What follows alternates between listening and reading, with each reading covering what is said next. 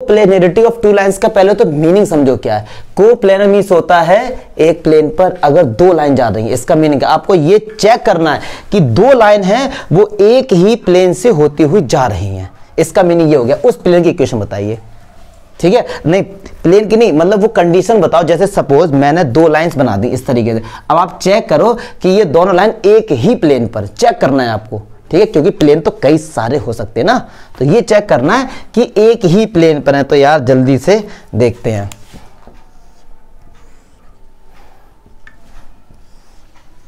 इस तरीके से। तो एक प्लेन लेते हैं बढ़िया सा, थोड़ा बड़ा सा लेंगे, आपको समझ में भी आना चाहिए। इस तरीके से ही जा रहा कट करते, ठीक है जी। अच्छा जी, अब दो लाइन है, अब दो, एक लाइन जा रही है ये, ठीक है सी, और एक लाइन जा रही है ये। ऐसा नहीं है कि ये आपस में पैरेलल, वो तो ऐसी मैंने लिया, कैसी भी हो सकती है। चलिए अब ये लाइन आ गई, तो लाइन के इक्वेशन के बारे में पता होना चाहिए। तो लाइन के, अगर ये लाइन L1 है और ये L2 है, तो यार L1 की इक्वेशन क्या होगी, हमने पढ़ा है, क्या पढ़ा है, कोई बच्चा बताएगा? R = A1 + lambda B1। तो कुछ नहीं आता, तुम सब शांत बैठे हो एकदम। अब सुनो, ये A1 है, A1 और B1 क्या है? B1 एक ऐसा वेक्टर होता था जो कि इस लाइन के क्या होता था, पैरेलल होता था, यस और नो। और A वेक्टर क्या होता था, इस लाइन पर कोई भी एक पॉइंट होता था उसका पोजीशन वेक्टर होता था, यस और नो। याद आ रही हैं ये चीजें? यही तो पढ़ा था लाइन में यार, कि ये उस लाइन की इक्वेशन है जो किसी एक पॉइंट से होती हुई जा रही है और किसी एक वेक्टर के क्या है, ये पैरेलल है। चलिए अब L2 देखते हैं क्या है। इस पर कोई भी एक पॉइंट है B और इसका जो डायरेक्ट पोजीशन वेक्टर वो कितना है, A2, और एक वेक्टर है जो इस लाइन की क्या है, पैरेलल, यस और नो।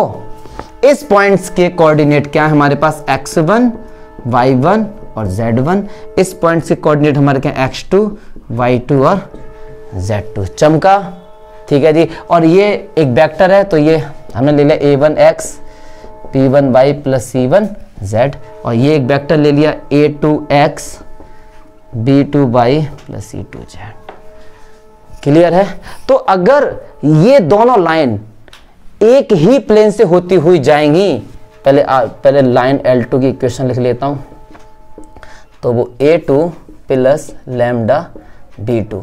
तो अगर एक कंडीशन सेटिस्फाई हो जाए, एक कंडीशन अगर सेटिस्फाई हो जाए, तो समझ लेना ये दोनों लाइन एक ही प्लेन से होती हुई जा रही हैं। तो भैया वेक्टर फॉर्म जो इसकी हो जाएगी वो ये हो जाएगी, A2 vector - A1 vector dot B1 cross B2 vector. अगर 0 आ जाए, अगर ये कंडीशन 0 आ जाए, तो आप समझ जाना कि ये दो लाइन एक ही प्लेन से होती हुई जा रही हैं। चमका। लेकिन हम ऐसे बिलीव नहीं करेंगे, और इसका जो यार प्रूफ बताया, फिर इसकी कार्टेज फॉर्म भी हम लोग लिखेंगे अभी। जो इसका प्रूफ जाएगा वो केवल और केवल इमेजिनेशन होगा। तो मैं पूरी कोशिश करूंगा कि आपको थोड़ा सा बता पाऊं कि यार क्या। एक पेज दो जरा मुझे, कोई सा एक पेज फाड़ के दो ऐसे ही।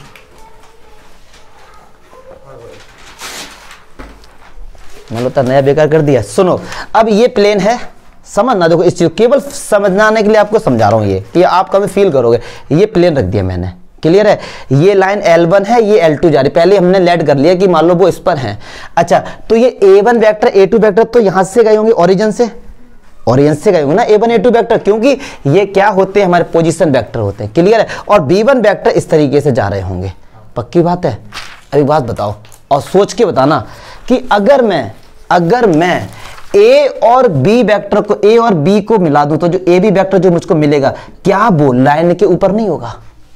क्या वो लाइन के ऊपर नहीं? क्यों? क्योंकि A1 और A पॉइंट B पॉइंट तो इस प्लेन पर है ना। नहीं चमका। देखो ये प्लेन है, इस प्लेन से एक लाइन ये जा रही है, एक लाइन ये जा रही है, ये पॉइंट A है और ये पॉइंट, अगर इनको मिलाएंगे तो जो ये वेक्टर होगा यार वो इसी पर ही तो होगा, इस प्लेन पर ही तो होगा ना। नहीं यार ये बात समझ में तुम्हारी? तो यार एक्सप्रेशन अच्छे दो ना।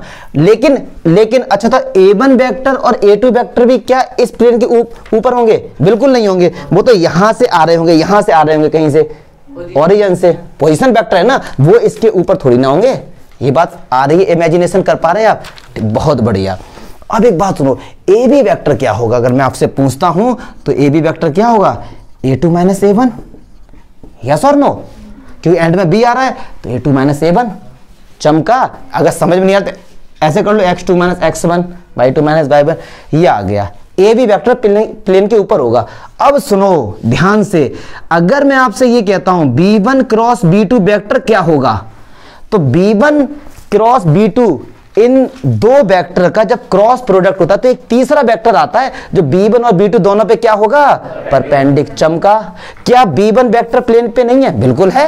क्या b2 वेक्टर प्लेन पे नहीं है, और ये एक ऐसा वेक्टर है जो इस पे क्या होगा, परपेंडिकुलर होगा। तो अब एक चीज दिमाग में रख लो, you should keep in mind, बेटा बैठा लो, अगर इस प्लेन के अंदर जितनी भी लाइंस हैं और अगर ये एक वेक्टर परपेंडिकुलर है तो वो जितनी भी लाइन होगी हर किसी के क्या होगा, परपेंडिकुलर होगा। यस और नो, यस और नो।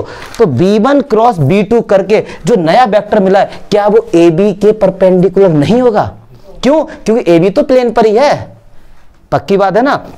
तो b1 क्रॉस b2 और ab आपस में क्या होंगे, परपेंडिकुलर। और अगर ये दोनों एक ही प्लेन पर हैं, और हमने पढ़ा है कि दो वेक्टर जो परपेंडिकुलर होते हैं उनका प्रोडक्ट जीरो नहीं होता है, पक्की बात है ना। तो ए बी एक वेक्टर है, ए बी वेक्टर को हम क्या लिखेंगे, a2 minus a1 vector, yes और नो। और एक वेक्टर है b1 क्रॉस b2 वेक्टर। ये दोनों वेक्टर आपस में क्या है, परपेंडिकुलर अगर हैं तो क्या इनका डॉट प्रोडक्ट जीरो नहीं होगा? तो यही तो प्रूव करना था यार हमको। इमेजिनेशन जितना कर सकते हो इमेजिनेशन करो इसमें। हमने ए से बी को मिला है और हमको पक्का पता है कि ए बी प्लेन के ऊपर ही होगा, क्योंकि हमने लेड किया है कि ये लाइंस क्या है, प्लेन पर ही हैं।